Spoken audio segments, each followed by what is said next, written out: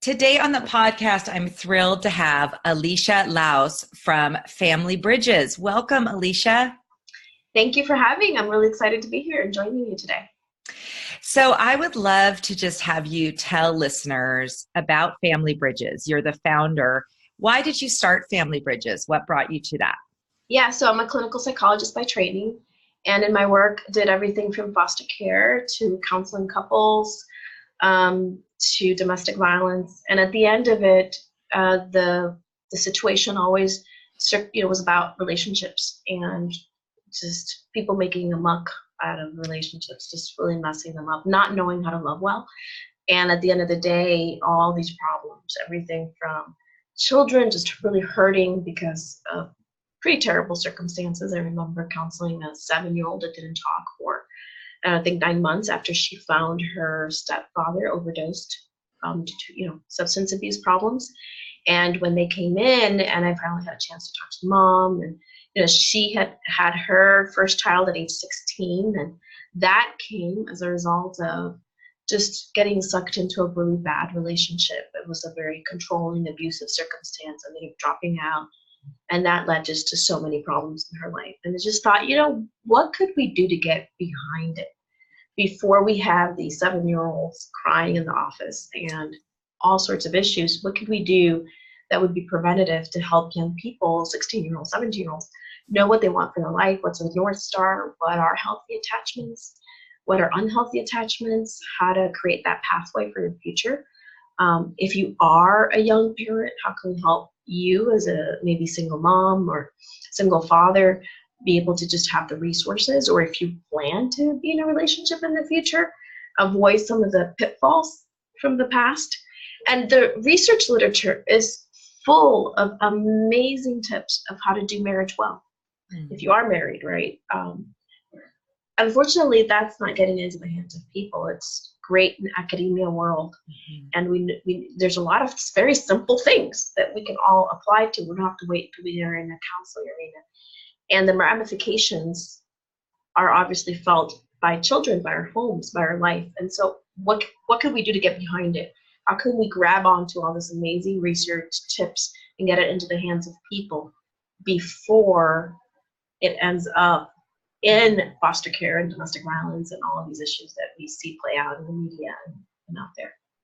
Yeah. Oh my gosh. I love that. Tina Payne Bryson talks about catching things upstream, and that when you were talking, it reminded me of that. So what are the things you can do before, to get people set up so that they do know how to have healthy relationships, start off well with attachment with their own children and all of that. Oh, I love that. So what's your main delivery method? Do you have like workshops, or how do you get this information to people? Yeah, so we basically do relationship education, and we do those workshops in the community, and we go where people are at. So where do people go? Well, they're in schools, so we have programs with schools. They're in businesses, so we do lunch and learns and different programs in the businesses. They're in churches, so we do programs in churches, libraries, jails, you name it. So in the different cities we are in, we've done workshops in over 700 different sites like that, hospitals. And so we do have certified facilitators that are trained and deliver that program. But we also then provide trainings. So organizations that want to come along a journey with us, we will actually do a more consultation model with them and train their staff to deliver our content. So that allows us to be in more places and get the word out even greater. So we have 29 affiliates, we call those organizations, that align with us and work with us with like a formalized agreement for 3 or more years to do that model. And then we promote the message, and we do that through just multimedia. So we have podcasts, and we have YouTube videos and blogs, just trying to get, because people are in the radio, people are on their phone. So could we get some of that content that way as well? So we try to use the creative outlets to just promote the message. That is really phenomenal. So you started this how long ago? 15 years ago. So we're looking at our 15th year anniversary coming up around the corner. That is remarkable. Well, congratulations on that. So tell me about, so I noticed, so the main website is familybridgesusa.org. That's right. Yeah, familybridgesusa.org. And then is your like headquarters where you are? You're near Chicago, is that correct? Right, where our headquarters are in Oak Brook. We do have a satellite office in Phoenix, and we have programs happening in some areas in Florida and Wisconsin, and then worldwide in some countries. So we're just launching, scaling our programs in the different states, and we're monitoring that closely. Yeah. Oh, But the media, obviously, anybody can access any of them. You know, that's, everybody can have that, right? Yeah, that's great. Well, let's talk about your main messages. We already talked about the first one, and that was just that it's so important that we help people develop relationship skills and that good attachment that people need to basically have healthy, happy lives. And so you said your number one goal was to inspire individuals, couples, and families to invest in their relationship well-being because marriage matters, relationships matter. Your second main message. I am so sorry. This is I don't know if we can cut this off. I don't ever get. Oh, sure, we can. I don't ever get a call in the one day. That's okay. Yeah, I know that is usually it's forgot one device. Okay, just pause for a second and then we'll have you talk about the point number 2, which is you're driving people to engage in community, to invest in growth mindset, and to enroll in a learning journey. Okay. Great. Okay, so your first, wait, pause. So ALICIA, your first key message is about relationships. What's your next message that you want to be sure to get across? Well, really would love people to aspire for something bigger than themselves. And so we're trying to promote a message of hope. We all need hope when you think about the difficult circumstances that our families are facing, whether it's financial stress from the inside world, or something that's unexpected, a tornado. I mean, we're constantly hearing in the news some crazy havoc situation that's either externally outside of your realm of control. And at the moment, during the crisis, whether it's the turmoil that you're facing, medical issues, you name it, or external, the world can feel very dark and oblique, and you can feel a sense of just desperateness. So we want to bring a message of hope, whether it's the circumstance that you're facing right now, the day-to-day struggle, the hurdle with the one kid that just slammed the door at you and screamed and said, "I hate you, Mom." And you've poured your whole entire life into this child to hear that. And at that moment, you just feel so discouraged and overwhelmed. And so we want to be able to get a message of hope that, yes, maybe your current circumstances are dark. Yes, there is light at the end of the tunnel, and just continue to persevere. We want to be able to tell that story through the lens of so many people that have come before us, that have overcome one thing after another, and in spite of the dire circumstances, they're just stronger for it. And so we just want to be that message of hope and light in such a dark world. You know, the social media is so black, dark place right now with cyberbullying and all these issues. And so could we have some positive messages that encourage us individually, as well as our families, that we can feel encouraged and built up and just have a sense of, yes, things can work out, and then that in turn can have a ripple effect in our communities. So that's yeah. Yes. I love in your letter that your email, because I'm on your email list, you said a report by Brookings indicates that while lack of hope is related to mortality, drug overdose, and suicide, optimistic outlook impacts marriage, financial planning, less risk-taking behavior, and it is even linked to better income. And I just love that. I so believe in that message of promoting more optimism, even among people who aren't naturally optimistic. And we can help our kids develop that, just an outlook. Again, when you feel like you can do something, you can overcome, that hope is very powerful. It is. And I feel like there's so many stories of people that have overcome really grim and dire circumstances in our current world, as well as historically. And what would it mean to bring that to the forefront? You know, just see that, yes, life is hard, but look, these people are been able to pull forth from it, and they grieved at the moment, because that's part of the process. They've showed so much resilience because they bounced back from it. And what did they do to do that differently? And what are those messages, and how can we promote that. And so that's our hope as an organization, to be able to push that message. Saturate our community, saturate our young people with it, our families or couples or individuals. Because I think that's going to make a significant difference then if you're just, with this cynical worldview that is just doom and gloom. That's not going to, that's just very overwhelming, and that's not going to help you move forward. Yeah. So where do you share these stories? Like, how can we all access these inspirational stories of people who've overcome? Joining our social media. So we're on Twitter, on Facebook, on LinkedIn, Instagram. So depending on what your favorite social media channel is, you can find us there. There's links to all of it in our website. So if you just go to our website, it has all that there. We try to bring the message through story. You keep hearing me say story. So we'll be coming up with some stories of individuals. But as right now, we have several different outlets. For example, we have a YouTube video series called The Ism Show, and it's a family, and they're just having all sorts of issues, and they're a multicultural family, so it's in Spanish and English. But they're just going through the things that life happens, and then our messages are being embedded in there slowly and evolves. They're just 1 or 2 minute videos. So there's programs like that. There's just we call them the ABC videos, and they're just kind of have fun dilemmas and situations, prompts you to think about what you would do differently. And then there's just the feeds, right? There's just the blogs that we have with how-tos, overcoming all these different circumstances in the relationship world. So we're talking everything from forgiveness to communication to conflict resolution.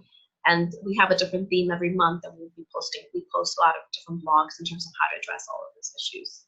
So lots of information out there for people to tap into, and both in Spanish or in English. So. Oh, that's amazing. I can't wait to dig into more of it, because I was mostly just familiar with your podcast actually until I got your letter and realized how much you're doing. And it's just remarkable. So your third main message is to instill a sense of self-efficacy.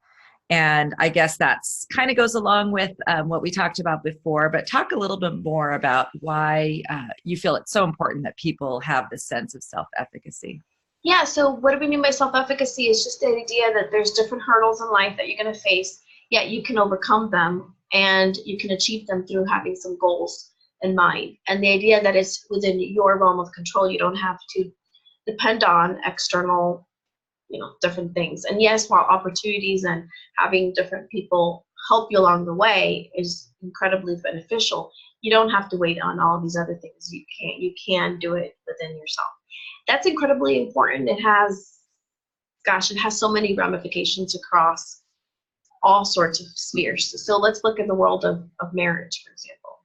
So if you feel like your marriage is doomed and you're having a really difficult circumstance, and let's assume that there's no violence, right, or really terrible things that require some significant overhaul, right? Let's just say you're just having a really crummy season in your marriage life. Well, if you feel like you can actually do something, you can go to a marriage workshop, you can go to counseling, you can read a book, you can decide to go out on date nights as a couple and just spend more time together. And because you're spending more time together, you're going to talk together, and maybe all of a sudden things are going to hash out. So you're going to feel like there's things you can do to make that situation better. And so that's going to help the circumstance fold out. If you are struggling with finances, okay, we know about $600 is the average amount of debt. Well, forget the finance quote, but there's a lot of debt that Americans have in the United States, and it's a struggle financially. So let's say that's your issue, right? If you feel like it's within your realm of control, what are you going to do? You're going to say, okay, I'm going to stop buying Starbucks coffee and save that money. And I'm going to start doing these little things in order to have a savings. And I'm going to download a budget calculator. And I'm going to really tackle this. And I'm going to have some serious conversations about finances with my family. It's within my realm of control. I'm going to start doing these activities. And then when I, as an organization or others, pour out and give you resources, you're going to access them. If you don't believe that things are within your sense of control and they're like the destiny is going to fall upon it, or somebody else, it's going to be harder for you to do those things that are going to lead you to achieve success. So whatever new habits you want to establish in your life that's going to improve your well-being with your family, with your career, you name it. You need to have that internal locus of control, that you do have that self-efficacy. And so it's something that we really instill in our messaging. Otherwise, we wouldn't believe that workshops would matter, because we're assuming that you want to learn, and we have a growth mindset. We can grow and you can learn, and that's really what we're trying to instill. So first you get the message out trying to tell them, hey, you have some control, you can make changes, you can do this. And then you get them into the workshop. What are some of the outcomes you're seeing from people who go to your workshops? Yeah, fantastic. And testimonially wise, we're seeing both in the workplace, for example. I just recently met with someone who talked about how they were always running away from problems because they were scared of it. So they were doing we teach something called the fight freeze, right? A lot of people are familiar with it. The idea that when a real situation happens, you get either scared and you want to run away, or you freeze, or you just charge forward. Well, this one person just would run away because it was just too overwhelming. Basically didn't want to deal with the issues at hand. Well, in his role, what would happen is that he ended up being very stressed out and overwhelmed with all his problems, because not only was it the work that he had to do, but it was all the issues, right, piling up. He learned how to address it head on, and now he's saying that he has a whole day free of a week that he's able to just actually get more work done and be more productive, because he's not dealing with this amount of problems that just kept getting cluttering his life. So that was even in the workplace. In families, we just saw a couple not too long ago that they were feeling that they were going to get a divorce and they were going to separate because things were just really going south. And going to the workshop, get them a sense of just a new way of looking at their circumstance. This was a couple that wasn't really facing things like a domestic violence or unfaithfulness. It was really lack of communication, conflict, not speaking up, silent treatment, things like that. And so they just got a new sense of hope, and they felt like, oh, we could actually tackle this. We can do this. And they're going to go and pursue more counseling because the workshop, right, wasn't sufficient. But they went from, we're going to sign the dotted line in the papers, to we can work on it. We can make this happen. There's actually several different tools and resources that we can tap into. We're not alone in this. There's other couples. These are actually very common couple scenarios that couples go through. It's not just something that we go through. Oh, okay, we can learn a new dance. We can learn a new way of doing things, and there might be a good chance for us to push forward. So that's exciting when you see couples that are able to participate. And then we've seen it in young adults in high schools. One time, for example, we were teaching our relationship class in a high school setting, and one of the students talked about how in the 7-Eleven down the street, he had seen another girl basically being verbally abused by a boyfriend. The boyfriend left, and she was just kind of crying and overwhelmed.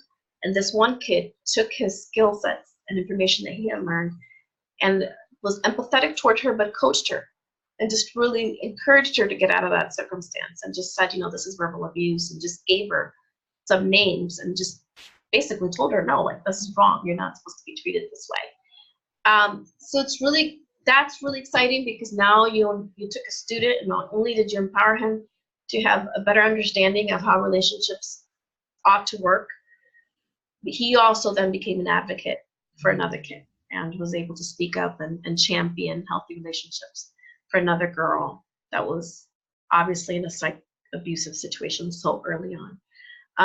And so you see those kinds of testimonials. Then we obviously have the research behind it that does show that people do improve their communication skills and conflict resolutions. But relationships matter. It's something significant. It's something we value, and we're able to invest in it. It makes a difference in so many spheres of our lives. Oh, that is so encouraging. I do think that, especially with teenagers and young adults, they will first go to or listen to their friends. So I love that you're getting into the high schools and talking to kids. When you do the workshops there, like the relationship workshop, how long is your workshop? Yeah, so we use different curriculums. One of the curriculums that we use for the high school students is actually not ours. It's from the Dibble Institute. So it's really well researched, evidence-based, has great outcomes. And that one has up to 12 hours worth of classes. So we will work with a school. If we can teach it for 12 hours, it's amazing. We're pretty flexible, and sometimes we only have a chance to teach content for 2 hours, give people a little taste or a teaser, and that's great too. Ideally, if we can go through all of it, that would be wonderful. So we teach that, usually for 45 minutes, healthcare classes and things like that, where school gives us the opportunity to come in and do that. What was the name? You said DeVille Institute? Oh, Dibble Institute. Oh, the Dibble Institute. Yeah. How do you spell that? I'm just going to look it up. Dibble. Dibble. And they have this whole curriculum. Is it geared towards teens or is it for everybody? Yeah, they have a lot of curriculum for relationship education space for the high school, young adult age. So they have everything from content for teen pregnancy to young dads to high school. So they have quite an array there. Wow. Yeah. I am just so inspired by you. I want to come work for you. Come on, visit us. Yeah, I know. Seriously, it's so encouraging that all that you're and how you're not only doing your own workshops, but you're empowering more people and kind of spreading through your trainings, getting people involved in different areas. So you said you're all over the United States now, and now even some international? No, so we have affiliates. We have 29 affiliates. We have sites in Phoenix, Wisconsin, a little bit of work in Florida, and we're building our capacity to be able to do that in more sites, because the training model, it's one thing for us to come in and deliver content, and it's another for us to sit and train. And so in our training model, we do leadership training, we do the content, and then the approach. So a site will encourage them to, hey, have you talked to the local hospital? Have you worked with a local jail? Have you looked with the local Head Start program? So it's more than, so that way that site is really doing what we do, right? So if we can run ourselves out of a job, right, in that city or in that community, then we're doing a good job. So that's the idea. I can really train that organization to absorb that whole model, and that's pretty comprehensive. So we're in the stage right now where we're building the infrastructure to expand beyond those states. We have some states on hold, but that's the idea. Yeah. Well, how can people get involved? First of all, how are you funded? Is it through donations or do you have grants? Yeah, yes, all of that. We have federal, private grants, as well as donations, and so obviously people can support us that way. But we also, people can get involved promoting our message. So going on our Facebook page and social media page and just sharing the message. There's something, responding to it and recommending the podcast to somebody, right? Kind of spreading it that way. People can be champions in one of the cities that we're in, so they can promote our programs and workshops in their network. So if you are, a person in your business, you can promote the program there. That's going to help, right? Support our work, but also promote it that way. If you are a social worker at a school, you can promote the program in the school so we can deliver the program.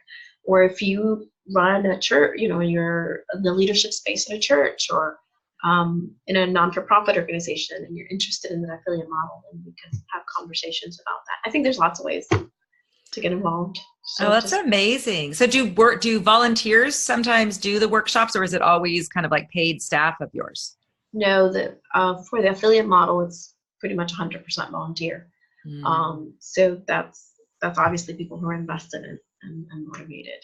So it's only in the cities that we have grants and things like that, or research grants and things like that, we are able to have paid facilitators. Yeah. Well, Alicia, I am so inspired by you and the work that you are doing at Family Bridges. It's just really exciting that you are doing something very proactive to help solve some of the really serious issues that we're facing in our communities. So thank you for your hard work over these 15 years of Family Bridges. Thank you. Thank you for inviting. Yeah, and just really appreciate also that you participated in our podcast. That was an excellent podcast. So, yeah, excited to be here and to continue this journey. So I will put tons of links to all the different things that you're doing and that we talked about today. So I'll have you, we'll put links in the show notes so people can access and learn more about you. I have a feeling that many of my listeners who are camp professionals, educators, parents, might really have an interest in getting involved as volunteers, perhaps. And because people who, you know how it is, people who stay educated, read books, listen to podcasts, they're great possibilities of people that would want to be involved even as some kind of volunteer with your organization, because Yeah. I just think it's just fabulous what you're doing. So congratulations to you, and thank you so much for chatting with me this morning and just inspiring us all in the amazing work you're doing. Thank you. I really appreciate it. I hope you have a wonderful rest of the day. All right.